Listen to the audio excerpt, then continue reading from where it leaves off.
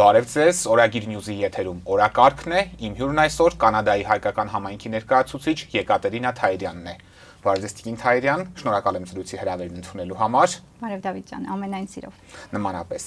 Տիկին Թայրյան, տևական ժամանակ է դուք Երևանում եք, մենք հանդիպելու առիթներ ունեցել ենք թե ցեղասպանության զոհերի հիշատակը ոգեկոչելու արարողությունների ժամանակ, թե ընդդիմադիր ամենատարբեր հավաքների։ Ընդհանուր առմամբ ինչ տպավորություններ եք ստացել Հայաստանում գտնվելու ժամանակ, ձեր ունեցած շփումներից որքանով են մարդիկ գիտակցում ընտրություններին մասնակցելու կարևորությունը։ Այո Դավիթ ջան, ես արդեն սովորություն եմ դարձել պատերազմից հետո ամեն տարի վերադառնում եմ հայրենիք, 3-ից 4 ամիս այստեղ եմ գտնվում եւ շատ մոտիկից աշխատում եմ մեր բոլոր ընդդիմադիր պայքարի մեջ գտնվող տարբեր խմբերի հետ եւ ճիշտ է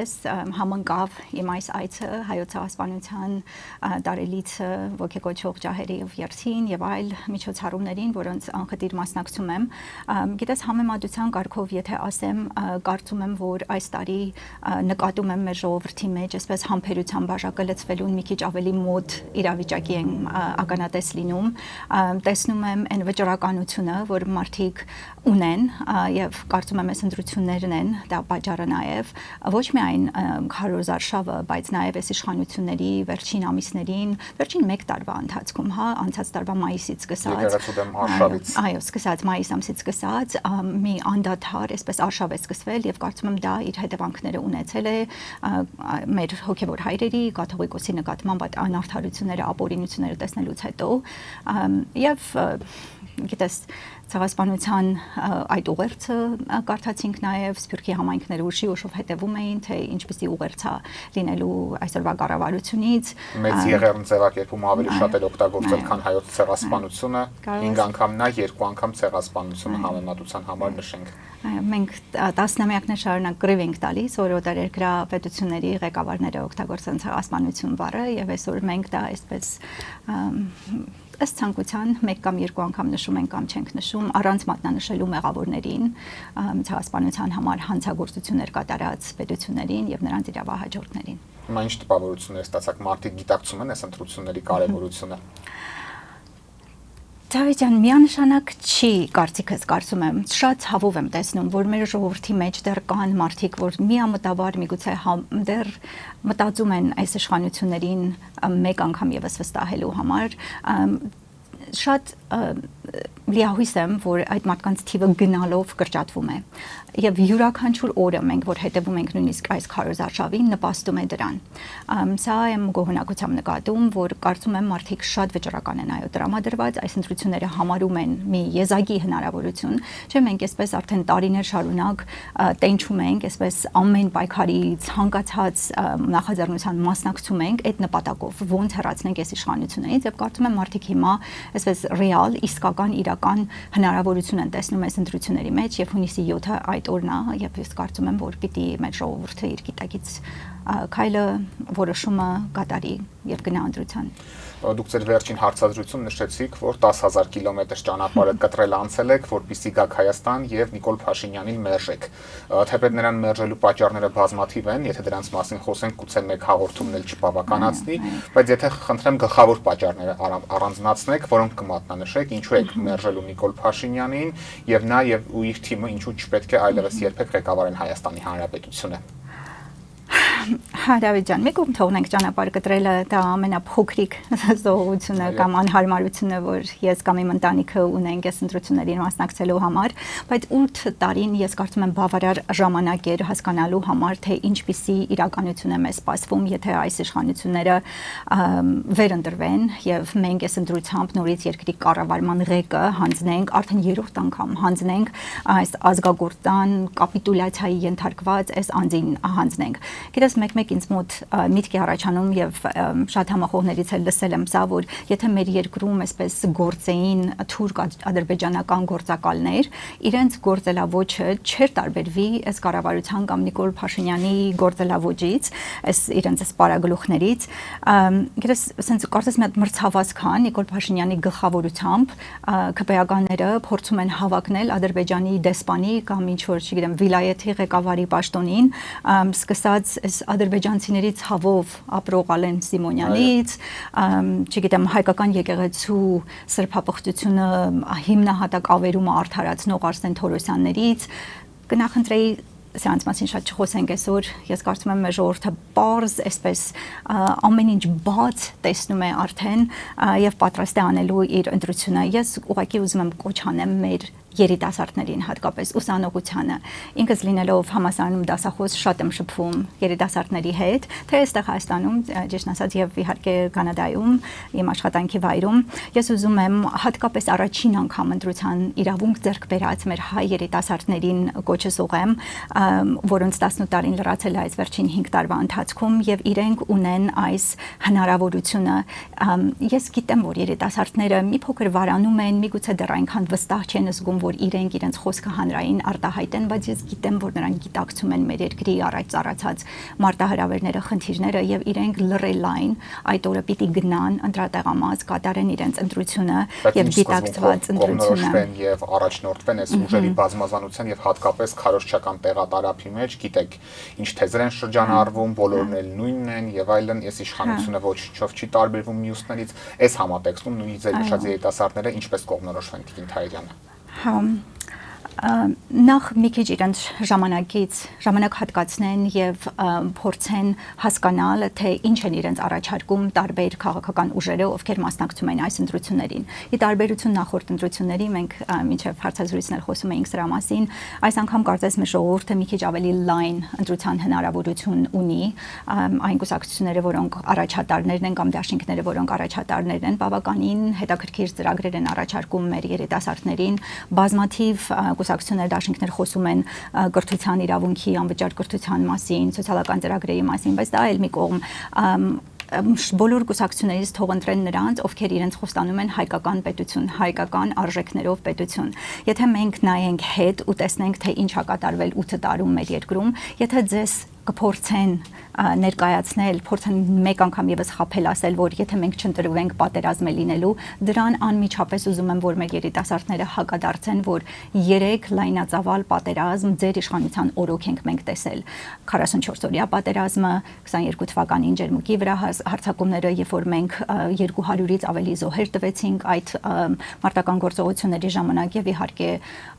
23 թվականի սեպտեմբերին Արցախի հայաթափումը, Արցախի վրա հարձակումը, որոնց իրենց հասակակիցները զոհվեցին 3-ի ժամանակ էլ։ Այո, դա միայն բավարար պիտի լինի, որ այս իշխանությանը չընտրեն մեր երիտասարդները եւ իրենց ընտրությունը կատարեն այն ուժերի մեջ, որոնք միասնաբար նաեւ պիտի հասկանանք, որ դաշտում գտնվող ուժերից եւ ոչ մեկը չի կարողանալու միաբևեռ այսպես իշխանություն ձևավորի։ Ոչ մեկ չի վիճակի չէ ստանալ այս փուլում։ Որը մի փոքր դրական նույնիսկ կարող է գնահատել։ Ես շատ եմ ուզում, որ միասնաբար այդ ընդդիմությունը 50-ից ավելի շատ sense վճռական հաղթանակ տանի եւ կարծում եմ այդպես էլ կլինի, բայց նաեւ շատ դրական եմ գնահատում, որ մենք կարող ենք ունենալ բավական ուժեղ, հավասարակշռված, ձևավորված կառավարություն, որ իրենց ուժերը կհամատեղեն, իրենց կարողությունները կհամատեղեն, գիտելիքները, փորձը կհամատեղեն եւ մենք կկարողանանք այս դժվարին վիճակից դուրս գանք։ Իսկ մեզնից ինչա կախված, որպես անհատներ, քաղաքացիներ, հունիսի 7-ի առավոտյան արթնանալուց մեր սուրճը խմելուց հետո մեր քայլերը ուղենք մեր ընտրատեղամասը։ Առավելագույնը 30 րոպե յուրաքանչյուրս, եթե մեզ նեղություն տանք ճակերտավոր եւ գնանք ընտրատեղամաս, գուցե ինչ որ բան փոխելու հնարավորություն ունենանք։ Եվ մի բան էլ չգնանք միայնակ, գնանք մեր ընկերների հետ, զանգահարենք, միասին գնանք մեր ընտանիքի անդամների հետ, մեր հարազատների հետ։ Բացատրենք ընտրության գնալու կարևորությունը ամենակարևորը։ Քանի որ դուք Կանադայից եք եկել, կխնդրեմ նշեք ինչ տրամադրություններ են այս պահին տիրում Կանադա-հայ մեր համայնքում, որքանով են մարդիկ հաշտ Հայաստանում կատարվողի հետ եւ եթե տեղյակ կան արդյոք էլի մարդիկ, ովքեր ձեզպես ճանապարհ են կտրել անցնելու, որ ընտրությանը մասնակցեն եւ իրենց քաղաքացիական դիրքորոշումը արտահայտեն այս ամենի հետ կապված։ Հա, Սփյուռքում տրամադրությունները 20 թվականից հետո ձևավորվում ու ավելի այսպես կարծրանում են, շատ լավ գիտակցություն կա, թե այս իշխանությունները դեպի որ ճանապարհն են մեզ ուղղորդում, ինչ կործանման ճանապարհ են բռնել, շատ լավ հասկանում են, որ մենք պիտի այլևս գլխիկոր չբարձրանանք եռաբլուր մեր հերոսների առաջ այդ մեղքի զգացումով։ Ես գիտեմ շատ սփյուռքահայեր, որ հայրենիք այցելելուց անմիջապես մոտակա օրերին եռաբլուր են գնում եւ գիտեմ այդ զգացումը, որ մեզնից շատերը ապրում են։ մենք նաև ունենք ծանոթներ, հարազատներ, ունենք Սփյուռքից եկած այս Արցախյան պատերազմի համար իրենց կյանքը զոհաբերած Սփյուռքի ներկայացուցիչներ ունենք եւ գիտես այդ գիտակցումը կա ես անձամբ ճանաչում եմ մարդիկ ովքեր շատ մտահոգված լինելով պետք է գան եւ մասնակցեն եւ արդեն եկել են գիտեք Փարքաստու sense լավ այսպես ամառային սեզոն է եւ մարդիկ շատ հաճախ այցելում են հայրենիք եւ շատ ճիշտ են արել որ ընտրել են հենց այս ժամանակահատվածը գալու եւ մասնակցելու հենց իմ ընտանիքի անդամները շուտով կժամանեն եւ ընտրությանը մասնակցելու հենց այդ նպատակով են գալու գիտես մենք պիտի հասկանանք որ այն ինչ որ Նիկոլ Փաշինյանի իշխանությունը անում էր մեր երկրի հետ այս տարիների ընթացքում ես այսօր հիշում էի իր 20 թվականի սեպտեմբերի 27-ի այդ ելույթը երբ որ ինքը դիմակդեմքին այսպես գորգորալով ճղճղալով շատ հուզականորեն ասում էր որ ինքը պատրաստ է զոհվել մեր հայրենիքի համար եւ մեզնից բոլորի զոհողություններ էր պահանջում չէ բայց ներողություն եմ խնդրում տողատակով մեզ նաեւ պատմության էր պատրաստում որևէ ղեկավար ես չեմ հիշում ոչ առաջին օրը հենց ասում էր եկեք պայմանավորվենք ինչ էլ լինի մենք մեզ պարտված չենք ճանաչի առաջին օրը իր առաջին ելույթում էր դա ասում ազգային ժողովի անյունից հա բայց մի ուղերձներից մեկն էլ նա էր որ ինքը անձնազոհության է պատրաստ է զոհվել որ մենք 1 միլիմետր չենք զիջելու մեր իրավունքներից չենք զիջելու մեր հայրենիքից եւ ինչ պարզվեց վերջում պարզվեց որ զոհողությունը պիտի անեին միայն իրենց հայրենիքը սիրող պաշտպանող հայ մարդիկ եւ իրենց այս փոքրիկ խմբակը ինչ որ մի հրաշքով պիտի ողջ ու առողջ դուրս գարես ամեն ինչից եւ անցած տարիների ընթացքում հարստանան եւ տրզել այդ տեսանք մենք այո այդպես կասեմ որ դժվարություններ կան Սփյուռքի շատ հեռավոր համայնքներից ժամանելու համար եւ գիտես երևի Դավիթ ջան իրենք այս քարոշչությունը նաեւ իրականացնում են Սփյուռքի համայնքներում վախ ներշնչելով որ գիտես փոխանակ խրախուսեն մասնակցությունը ընտրություններին ես նկատում եմ որ իրենք ամեն ինչ անում են որ մարդիկ խուսափեն չմասնակցեն այս process-ներին դատական գործերով են վախեցնում մարդկանց մուտքը արգելելով են վախեցնում օթանավակայանում ինչ որ քարոշչական բրոշուրներ են բաժանում մարդկանց որտեղ իրենց զգուշացնում են որ իրենք կարող են ազատազրկվել իրենց ընտրություններին մասնակցելու դեպքում ինչ որ կաշառվելու եւ որ մարդիկ իրենց միջոցներով եկել հասել են հայրենիք այդ ընտրությունը կատարելու եւ ապրիլ ամսին մեծ Սփյուռքի զորաշարժի հավաք կար Փարիզում էր տեղի ունենում 26 երկրներից 160-ից ավելի պատվիրակներ կային այնտեղ եւ վերջին կետը այդ հայտարարության մեջ որ շատ հստակ ձևով ընդգծվեց դա հորդորներ խնդրանքներ պահանջներ Հայաստանի բոլոր քաղաքացիներին անկախ իրենց գտնվելու վայրից իրենց միջոցներով ժամանել հայրենիք կատարել սահմանադրությամբ իրենց վստահված այդ գործառույթը գնալ ընտրության եւ կատարել ընտրություն մեր հայրենիքի հարատեվության համար Կին Թայրյան, թեպետ Նիկոլ Փաշինյանի հակաեկեղեցական արշավի առաջին փուլը մեծ հաշվով ձախողվեց, շատերին թվում է, որ անգամ այս իշխանությունը հետ քայլ է կատարել, բայց հարկ եմ համարում հիշեցնել, որ քաղաքացիական պայմանագիրը իր նախընտրական ծրագրում մի դրույթ է ներառել, որում նախատեսում են մինչև 2031 թվականը վեհափառին գահանքեց անել, այսպես ասած չակերտավոր հանգստի կոչել, վեհափառն էլ անվանում են մեր եկեղեցու փաստացի պետ իրենց բառապաշարով։ Ձեր գնահատմամբ ինչու Նիկոլ Փաշինյանը չի հրաժարվում այս օրակարգից, շատ լավ գիտակցելով, որ հանրային աջակցություն չի ունենում, այնուամենայնիվ անգամ վարկանիշի կորուստ է ունենում եւ եթե ինչ որ ճանապարհով նրան հաջողվի վերընտրվել, ընդդիմությունը ինչպես պետք է բիժեցնի այս հակահայկական օրակարգը չեն վախենա այս բառն օգտագործելուց։ Հայո, գիտես, եթե Նիկոլ Փաշինյանը ուրիշ ոչինչ արած չլիներ եւ մենակ այս պատերազմի խնդիրը եւ եկեղեցու դեմ այս հարձակումները լինեին, սա երևի իր ամենաամոթալի էջերից մեկն է իր կառավարման տարիների մեզ բոլորիս համար եւ այսպես միավորել է մեզ համասփյուր հայերին միավորել է այս եկեղեցու դեմ այս ապուրինի հարձակումները իսկապես չեն հանդուրժվում շատ մարդկանց կողմից եւ ինքը դա շատ լավ գիտակցում է եւ դրա համար եկեք չխափնվենք այդ ժամանակավոր դադարը վերցնելու պարագային հասկանանք որ գիտես սա էլ մի աննախադեպ բան է այնքան ենք ասել այս բառը ծրագրի մեջ նախընտրական ծրագրի մեջ ամրագրել մի դրույթ ոնց ինչպես դու ասացիր որ եւ այդպիսի վիրավորական արտահայտությամբ խոսել հայ առաքելական եկեղեցու գլխի գիտես վեհափարի գարեգին վեհափարի նկատմամբ օգտագործել բառ փաստացի պետ եկեղեցու փաստացի պետ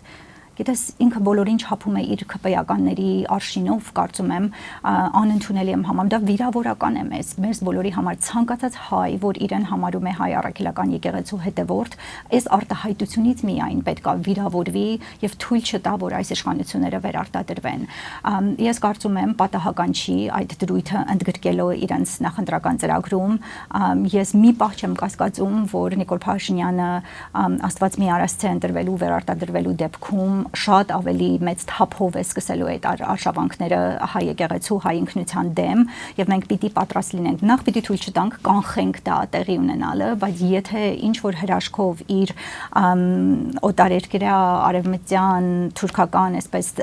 ադրբեջանական աջակիցների շնորհիվ իրեն հաջողվի եւս մեկ անգամ կեղծել եւ ընտրությունը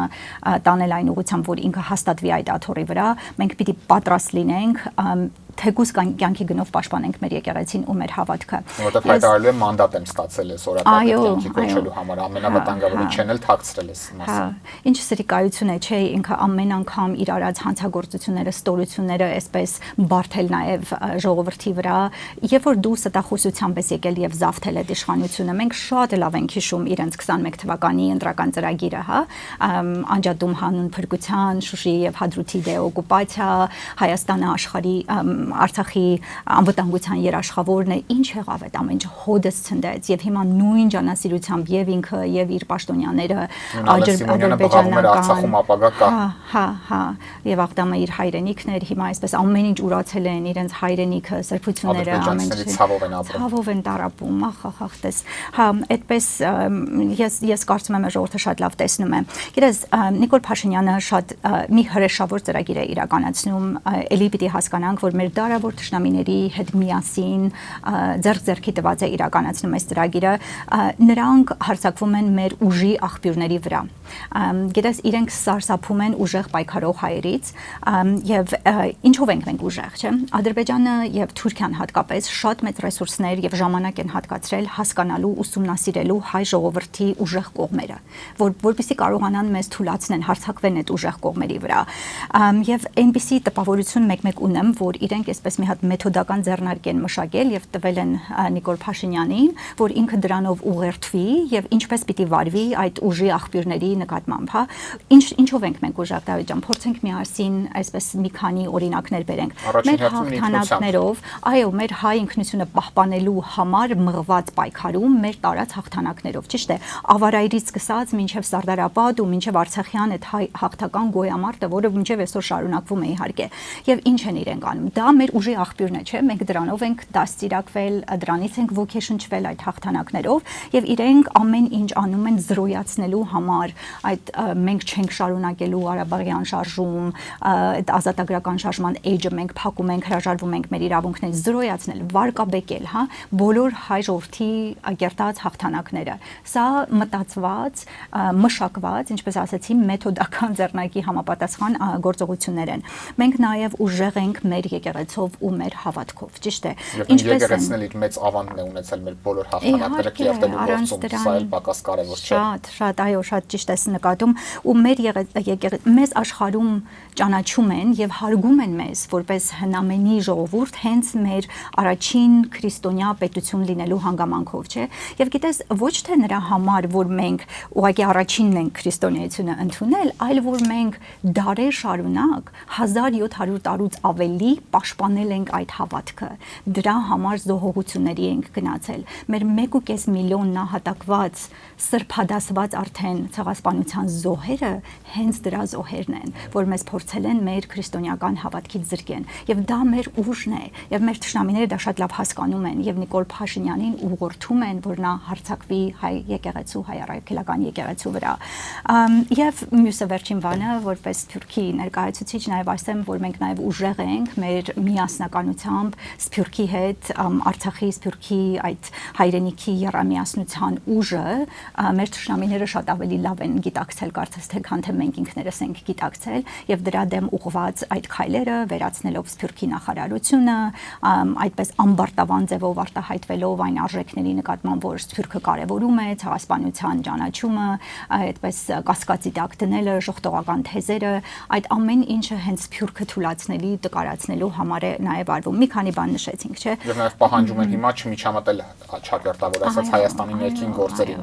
Երբ Սփյուռքը իրենց էր աջակցում, այդ ժամանակ յուրաքանչյուրը իր դիրքորոշումը արտահայտելու իրավունք ուներ։ Հիմա կարծես խոխորտում են եւ նման պահանջներ ներկայացնում։ Դե միամիտ մարդիկ արդեն չկան, Դավիթ ջան, ես կարծում եմ, ես այնքան པարզ, այնքան հստակ ենք մենք տեսնում այս ամեն ինչը, որ երբ որ իրենց աջակցում են, այդ դեպքում այս մարդիկ ոչ մի խնդիրներ չունեն, երբ ինչ որ մեկը համարձակվում է քննադատել եւ փնովել կամ ինչ որ ձևով մատնանշել այն դավաճանությունները, սխալները, որ իրենք արել են, այդ դեպքում դու դառնում ես նրանց թշնամին եւ հայտնվում ես այդ բռնաճնշումների ալիքի տակ ես հայտնվում։ Գիտես մի բան եմ ուզում ասել Դավիթ ջան, եւ գիտես այնպեսի տպավորություն է միշտ, որ մարդիկ Հայաստանը լքել են միայն այդ լավ կյանք ունենալու նպատակով եւ այլն։ Ես ուզում եմ, որ մենք այդպիսի sense ընդհանրացնող բանով չնայենք, էլի այսօրվա աշխարհում մարդիկ տարբեր երկրներում հնարավորություններ տեսնելով, թե իրենց հետազոտական աշխատանքի, կրթական առումով եւ այլն տարբեր ձևերով կարող են հայտնվել այլ երկրում ապրել, որպես հայ ապրել, որպես Հայաստանի քաղաքացի ապրել եւ այդ երկիրը ներկայացնել նաեւ օտար երկրներում, նույնիսկ ունենալով երկքաղաքացիություն։ Եվ Սփյուռքում ապրող մարդիկ շատ ավելի լավ հասկանում են, թե ինչ են հիմա փորձում անել Հայաստանում։ Մեզնից ուզում են կերտեն մի այսպես միայն նյութական արժեքներով ապրող, այդպես նյութապաշտ ինչ որ մի զանգվածի, հա, եւ ինչ ենք ասում, միայն հացիվ ապրող, հա, այդպեսի ակած այդ ամորֆ ինչ որ մի խմբի ու դեռ հարց է, որ այդ տեսակ խումբը մարդկանց կշարունակի արդյոք խոսել իր լեզվով, դավանել իր հավատքը, հա, եթե դա ամրացնենք, որ այդ նյութապաշտությունը ամրացնենք, կասկածի տակ են արդեն գտնվում մյուս արժեքները, բայց ես ուզում եմ իրենց զգուշացնել եւ հիշեցնել, որ մենք չմոռանանք, որ մենք սա մի ժողովուրդ է, որ դեռևս 5-րդ դարում հայկական այբուբենը ստեղծվելու պահից սկսած առաջին հայատառ նախադասությունը, որ մեզ Ռոպանշտոցը գրել է, դա եղել է ճանաչել իմաստություն եւ խրատ իմանալ բանս հաճարուրայ, հա։ Ուրեմն ինչ է սա մեզ պատգամում է, որ մենք իմաստուն ժողովուրդ ենք, մենք ապրելու ենք մեր իմաստունների, մեր հանճարների խորհրդով ու խրատով եւ ճանաչելու ենք, գիտակցելու ենք, հարգելու ենք այդ տիպի արժեքներն ու կյանքը։ Սփյուռքում ասա գիտակցում են, Սփյուռքում մեծ ջանքեր են ներդրվում հիմա մանավանդ, երբ որ կապը խզվել է հայկական պետության հետ, մենք ունենք արտաքին գործերի նախարարություն, Սփյուռքի նախարարություն, որը որ աշխատում է Սփյուռքի կառույցների հետ, համայնքների, գաղթօջախների հետ, եւ Սփյուռքում ավելի ջանքեր են ներդրվում հիմա այդ հայապահպանության գործով։ Պիտի ասեմ, որ հաջողում ենք, Դավիթ ջան, ես այնքան որ գալիս եմ Հայաստան մի այլ կերպ եմ ինձ ուժեղ զգում, երբ որ հետ եմ վերադառնում մեր համայնքը ու շփվում եմ մեր երիտասարդների հետ այնտեղ էլ եմ այդ ուժը զգում։ Այս պարակտիչ քաղաքականությունը իր պատուհները չի տվել։ Այո, գիտես, այս երկուսը միասին են ուժեղ։ Երբ որ ես Հայաստանում եմ, ես գիտեմ, որ իմ հետևում կանգնած է կուռ, ամուր, հայկական կանադական Սփյուռքը։ Երբ որ ես գնում եմ Կանադա, ես գիտեմ, որ ես Հայաստանում ուժեղ պետություն ունենալու համար անելու եմ ամեն ինչ եւ իմ համայնքի հետ միասին ներդրում ենք ունենալու այդ գործում։ Մի քիչ ավելի պիտի միգուցե աշխուժացնենք, մի քիչ ավելի պիտի մեր այսպես ասած իմունիտետը ուժեղացնենք, որպեսզի նման բաներ չլինի այլևս մեր պատմության մեջ, շատ անելիք ունենք։ Ես չեմ ասում ձեռքերը ծալած պիտի նստենք, շատ գործ ունենք անելու, բայց պիտի առաջնորդվենք այս խորհուրդներով, падգամներով, որ մեր նախնիները մեզ փոխանցել են։ Գիտես, այս իշխանությունը, այս ժողովրդին ուզում է համոզի, որ երջանկությունը միայն այդ անձնական ինչ որ երջանկությունն է, հա, բայց այն մարդիկ, ովքեր հասել են անձնական երջանկություն, իրենք գիտեն, որ կա նաև երջանկության մեկ այլ մակարդակ։ Դա այդ անանձնական երջանկությունն է, որը որ կարող լինի ավելին, քան թե քո փոքրիկ կյանքն է, անձնական կյանքն է, որքանով էլ կարևորում ենք մենք դա, հա։ Իրենք երջանկությունը մենակ պատկերացնում են այսպես տերեր ունենալու, ծառայամիտ են, հա, այսպես ծառայամիտ են շատ եւ կատարում են ճշնամու պահանջները, այնքան որ իրենց արժև մի ինչ որ մի հաց նետեն, իրենց այդ աթոռի վրա պահեն եւ այդ նպատակն են համարում երջանկության հասնելը։ Հայ ժողովրդի մեծամասնությունը այդպես չի մտածում, ես կարծում եմ, եւ այս պահն է հասունացել, որ մենք պիտի հասնենք դրան։ Եվ մենք իրենք որքան էլ ջանքեր թափեն Արցախի, այսպես ասած, էջը, պայքարի էջը փակելու համար, մենք պիտի հիշենք, որ մենք Արցախը չենք լքել, մենք Արցախից չենք հրաժարվում, մենք պետքա տեր կանգնենք մեր իրավունքներին եւ մենք պետք է հաստատենք արդարություն, որովհետեւ չկա խաղաղություն առանց արդարության եւ հայ ժողովուրդը ինքը պիտի դա անի։ Գիտես, այդ որ նշեցինք այդ հերոսամարտերը, ուրիշ ազգեր չեն եկել մեզ համար կռվել, պայքարել, չէ։ Դավիթ ջան, նույնը անելու ենք հիմա մեր ժողովուրդը, երես հայ ժողովուրդը մի ուրիշ պատմական առաքելություն ունի, որ մենք որպես քրիստոնյա ժողովուրդ, առաջին քրիստոնյա ժողովուրդ պետք է դատապարտենք բռնությունը, պետք է դատապարտենք ցեղասպանությունները, ում նկատմամբ էլ դրանք արված լինեն եւ ինչպես իմ լավ ընկերներից մեկը Հովհաննես Իշխանյանը ասում է, աշխարհում կարգ ու կանոն պիտի հաստատենք վերջապես եւ մենք հայ ժողովուրդը մեր օրինակով եւ մենք ունենք այդ հնարավորությունը շրջելու այս ընթացքը հունիսի 7-ին այդ առավոտն է բացվելու։ Այո, ընդ որում նկատել եք ինքնատիրապետումը կորցնում է հատկապես այն ժամանակ եւ ագրեսիվանում է, երբ մարդիկ իրեն մեղադրում են Արցախը հանձնելու մեջ։ Այն հանգիստ, բարոյական արցախցիները մեր քույրեր, եղբայրներ այդ դերից անմիջապես դուրս է գալիս այդ ժամանակ։ Ինչպիսի երկ երեսանություն, չէ, ինչպիսի ցինիզմ։ Գիտես Դավիթ, ես չգիտեմ կխոսենք դրա մասին թե ոչ, բայց ես կուզենայի հենց այդ թեմայով խոսել, որ իր պահվածքը տեսնելով ես մեկ-մեկ մտածում եմ, իրեն այսպես մեծարող արևմտյան առաջնորդները լավ իրենք ամոթ չեն զգում, որ այս տեսակ մարդու են աջակցում, այդ լաչառացած մարդուն են աջակցում, որը փողոցային բառապաշարով հարթակվում է իր իսկ հայրենակիցների վրա։ Հա, եթե Ֆրանսիայում կամ նույն Կանադայում կամ մյուս այլ երկրներում բողոքող իր բողոքի ձայնը արտահայտող քաղաքացու նկատմամբ որևէ ընտրված պաշտոնյա նման պահվածք դրսևորեր, չասենք թե ինչ կլինի։ Այո, դուք ինչու չեք զոհվում, հա։ Հիշեցինք իր խոսքը, որ ասում էր ես եմ պատրաստ մեր հայրենիքի համար զոհվելու եւ հիմա դա հակադարձում է մեզ, թե դուք ինչու չեք զոհվել։ Մենք Փաշինյանի արտաքին աջակցությանը դեռ կանրադառնանք եկեղեցու մասը ամփոփելով, ես ուզում եմ հիշեցնել, որ մեր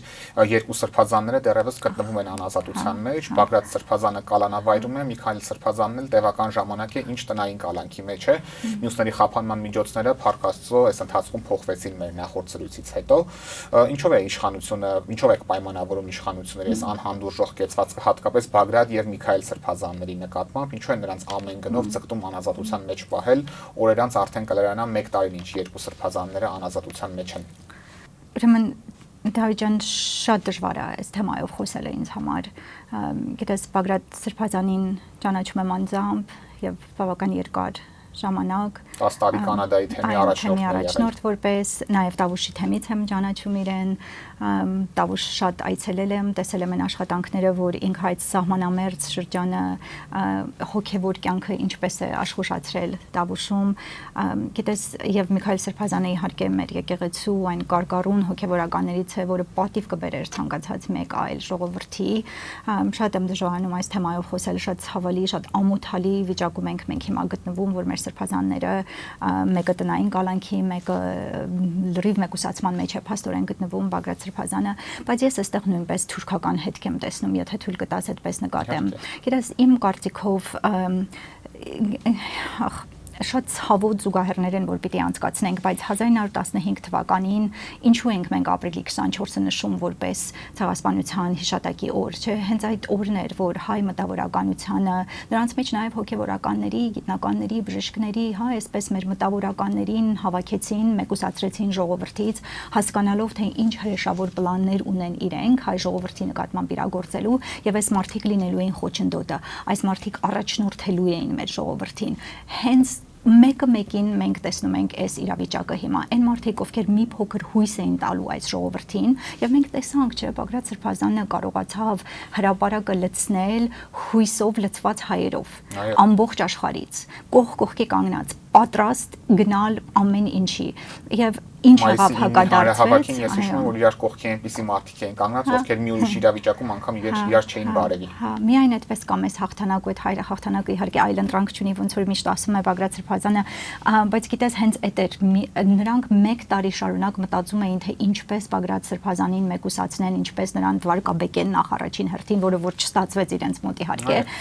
բայց նաեւ հիմա ֆիզիկապես նրան ուղակի կալանքի վերցնել անազատության մեջ պահել Բագրատ Սրբազանին հենց այդ նպատակը ունի ժողովրդին զրկել նրա առաջնորդական խոսքից, նրա իմաստուն խոսքից եւ այն հույսը, որը նա կարող էր պարգևել ժողովրդին, բայց այդտեղ էլ են սխալվում։ Ես Հայաստանում գտնվելով ոչ մի դատա process բաց չեմ թողնում, Բագրատ Սրբազանի դատերին մասնակցում եմ հենց այդ հույսով, որ իր խոսքը լսեմ։ Այն ջերմությունը, որ նա կարողանում է փոխանցել այդ ապակու ետևից, դա փոխանցվում է մեզ վստահաբար։ Նրանք չեն կարող լրացնել Բագրատ Սրբազանի, Միքայել Սրբազանի պես անձանց, եւ Միքայել Սրբազանը իր այդ կալանքում գտնվելու վիճակում նույնիսկ նվաստացնում է սրանց։ Նրանք գալիս են Գյումրի հրապարակ եւ տեսնում են այն փոքրաթիվ մարդիկ ում հարկադրաբար են բերել այդտեղ եւ վերևից նրանց նայում է Միքայել Սրբազանը եւ հուսով եմ նրանց մեղքերին որոշակի թողություն կտա, այո, եւ հա, այս չի շարունակվելու երկար Դավիթ ջան, ես էլի պիտի ասեմ հունիսի 7-ը այն օրն է, որ մենք կարող ենք փոխել եւ սա սրբազաններին ազատենք կալանքից եւ ինքներս մեզ ազատենք այս չարիքից։ Եվ այս ամոթից, որը մեզ բոլորիս պատել է, անգամ չկիսելով սրա պատասխանատվությունը։ Հա, Դավիթ ջան։ Տիկին Հայրան, ակնհայտ է նաև, որ Նիկոլ Փաշինյանը վայելում է արտաքին դերակատարների անվերապահ աջակցությունը, դուք էլ ձեր խոսքում այդ մասին նշեցիք, նրան աջակցություն են հայտնել Թուրքիայի արտգործնախարար Հական Ֆիդանից սկսած, Մակրոնից, Վենսից, Մարկո Ռուբիոից, օրեր առաջ արդեն նաև Թրամփը Նիկոլ Փաշինյանին աջակցություն հայտնեց եւ անկախ մեր նախկին ղեկավարների նկատմամբ ունեցած անձնական վերաբերմունքից չենք հիշի մի ղեկավարի, ով այսպիսի լայն անգամ մի դերակատարի կողմից նման աջակցություն է ունեցել։ Ինչով եք պայմանավորում այս երևույթը, ինչի շնորհիվ է Նիկոլ Փաշինյանին հաջողվել իր վերընտրության հարցում նման աշխարհաքաղաքական լայն կոնսենսուս ապահովել։ Դավիթ ջան, ես քաղաքագետ չեմ,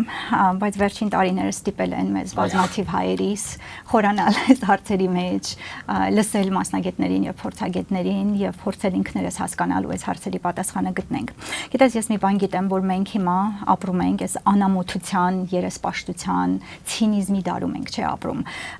Ու ոչինչ մեզ էլ չի զարմացնում, ոչ մի բան անակնկալների չի բերում։ Եթե մենք առաջնորդվենք հենց այդ նույն արևմտյան, այսպես ասած, գաղափարներով կամ արժեքներով, ցանկացած երկրի ներքին այդ հասարակական քաղաքական կյանքում չկա ավելի ներքին գործ, քան ընտրությունն է, հա? Ասենց գնալ ընտրության մասնակցելը դա միայն այդ երկրի ներքին գործն է։ Եվ այդ ընտրության process ազդեցությունների ձեռք պահելը, դրա գաղտնիությունը ապահովելը, արդարությունը ապահովելը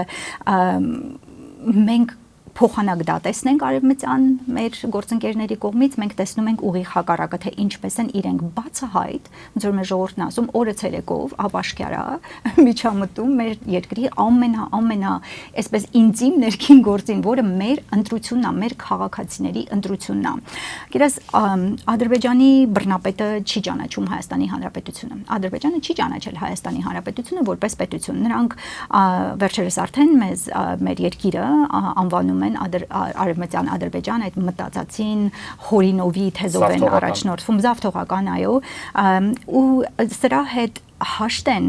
ոչ միայն Ֆրանսիայի նախագահը, քո նշած ԱՄՆ նախագահը, այդ բոլոր այդ եվրոչինովնիկները, որ այդպես բերաները լայն բացած եկել էին, հայտնվել էին այստեղ ընտրություններից ընդամենը 1 ամիս առաջ, չէ, ու դրա հետ նաև հաշտ են այս իշխանությունները, հա, դա միայն բավարար պիտի լինի հասկանանք այս ամբողջ խառնաշփոթի մեջ։ Մենք որպես անհատներ, ես դու մյուս մեր քաղաքացիները շատ մեծ ազդեցություն չեն կարող ունենալ այդ ղեկավարների, ուրիշ երկրների առաջնորդների կարծիքների վրա կամ թե ինչ խոսույթ են իրենք օգտագործում, բայց մենք պիտի կարողանանք ասենք, որ մենք հաշտ չենք այս ամենի հետ, որ մենք ապրում ենք Հայաստանի Հանրապետությունում, ոչ թե արևմտյան Ադրբեջանում։ Մենք նաև տեսել ենք, թե ինչպես Նիկոլ Փաշինյանը իր Իլհամ Ալիևի հետ միասին, նաև այդ արևմտյան լիդերների խավորությամբ անցած տարվա օգոստոսից նրանց միացավ նաև նախագահ Տրամփը, ինչպես ասեցիր, այդ խավորությամբ ինչպես են նրանք խաղաղություն հաստատում, չէ։ Երբ որ դու հարցնում ես այս եվրոպացիներին, իրենք Նիկոլին գովում են, որովհետև Նիկոլը խաղաղություն է հաստատում այս տարածաշրջանում, չէ։ Հա, հենց հետ էի ուզում ասել, որ գիտես, այդ խաղաղությունը մեր Արցախում հաստատվել է Ադրբեջանի բոլոր անխտիր բոլոր պահանջները կատարելու արդյունքում, ճիշտ է, այդպես են հասել այդ խաղաղությանը եւ 150,000 բնիկ հայերին բռնի տեղահանելով, ցեղասպանելով, էթնիկ զտումների ենթարկելով, հազարավորները զոհվել են, ավելի շատերը հաշմանդամ են դարձել եւ այդպիսի խաղաղություն կա հիմա հայկական Արցախում մեր Ստեփանագերտում, մեր Շուշիում, մեր մյուս Արցախի քաղաքներում։ Հիմա եկել այդ մարդը, որ խաղաղություն է հաստատում, հոխորտում է եւ բռնությունների է ենթարկում հենց իր դավաճանական քայլերի, քաղաքականությունների արդյունքում փախստական դարձած մեր արցախցի հայրենակիցներին, արցախահայերին։ Գիտես, կան մարդիկ, որ կասեն, որ դե Արցախը չճանաչված պետություն էր, ոչ մի տերություն չէր ճանաչել, նույնիսկ Հայաստանը չէր ճանաչել։ Ես դրան ուզում եմ հակադարձել մեկ այլ բան։ Իսկ Սիրիան ինչ էր չճանաչված պետություն է, Լիբանանը չճանաչված պետություն է, Կիպրոսը, Եվրոմիության քթի տակ, Կիպրոսը ինչն է հատվածն էլ 60-70 տարի չճանաչված, այո, չճանաչված, օկուպացված թուրքական ուժերի կողմից թուրքական բանակն է այնտեղ գտնվում, ինչն է խանգարելու Էրդողանին եւ Ալիևին այս ծավալապաշտական, զավ թողական իրենց քաղաքականությունը տարածեն մեր այս փոքրիկ մի պստիկ կտոր մնացած հայրենիքի վրա։ Հանգիստ լինելու ժամանակները անցել են, մենք բոլորս պիտի մտահոգվենք սրա մասին։ Գիտես, այս կոնտեքստում նաև ասեմ, որ Նիկոլ Փաշինյանը, որ այդպես հոխորտում է, թե ինքը փակել է Ղարաբաղի այդ պայքարի հարցը եւ այլն, միտեղ sense մի քիչ ուզում եմ իր հետ համաձայնեմ, որովհետեւ չկա առանձին վերցրած Ղարաբաղի հարց կամ Արցախյան հարց, կա հայկական հարց, կա հայ դատ, հայ ժողովրդի իրավունքների պաշտպանության հարց, կա մեր հայերիս, մեր բնորանում, մեր երկրում արարելու, ապրելու այդ մեր պատմական հայրենիքում, մեր հողի վրա կենսունակ հայկական պետություն ունենալու իրավունքը կա։ Եվ Արցախի հարցը դրա մի մասն է կազմում։ Եթե դու նույնիսկ փակես Արցախյան հարցը, դու չես փակելու հայկական հարցը։ Չես կարող փակել այո, չես կարող։ Այո, վերջին հային էլ պիտի վերացնես, ինչպես քո բարեկամներն են կառուցողական 100 տարի արդեն ասում, որ մի հայ ենք թողնելու այն էլ թանգարանում։ Դրա մասնակիցն ես ուզում դառնալ։ Այս պետությունները այս տարածաշրջանում չեն տեսնում հայկական կենսունակ պետության գոյությունը։ Նրանք համակարգված ձևով հետևողականներ 100-ամյակներ շարունակ աշխատում են այդ ուղղությամբ, որպեսզի այստեղից վերացնեն կենսունակ ինքնիշխան հայկական պետության այդ սուբյեկտայնությունը, հա, եւ Նիկոլ Փաշինյանը լծվել է այդ գործին, նա գործիք է ընդամենը այս պետությունների ձեռքում եւ ես շատ եմ ցավում, որ արևմտյան շատ պետություններ այսպես ծափահարում եւ իրենք էլ են մեղսակից դառնում այս ամենին։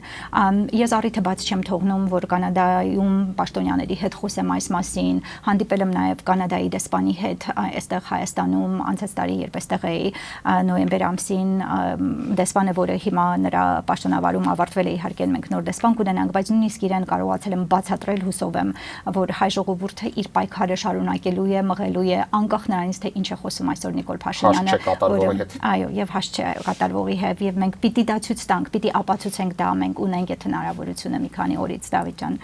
Եվ ամփոփելով մեր զրույցը, ինչ կոչով կդիմեք մեր այն քաղաքացիներին, ովքեր դեռևս չեն կողմնորոշվել, թե որ ուժի օգտին պետք է քվեարկեն, առանց անուններ տալու իհարկե, ինչ սկզբունքով առաջնորդվեն այս մարդիկ, կամ էլ առհասարակային մարդկանց, ովքեր որոշել են չմասնակցել ընտրություններին, գտնում են դրանով ոչինչ չեն փոխելու կամ օրինակ ասում են ինձ համար տարբերություն չկա, այնտեղով նստած կլինի Նիկոլ Փաշինյանը, թե մեկ ուրիշ է։ Ինչ կասեք այս մարդկանց։ Հասկանում եմ այդ հայրենակիցներին մեր, կարող եմ ինչ-որ կերպ փորձել հասկանալ, բայց ես ուզում եմ, որ իրենց չնույնացնեն այս իշխանությունների հետ։ Գիտես,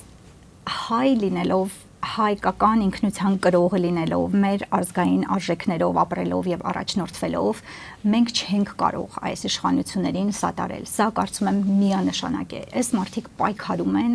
հայկական ինքնության դեմ, եւ եթե մենք դրա հետ հաշտենք, կգնանք կընտրենք իրենց, եւ եթե դա մենք մերժում ենք, այդ դեպքում չենք ընտրի։ Եվ ինչպես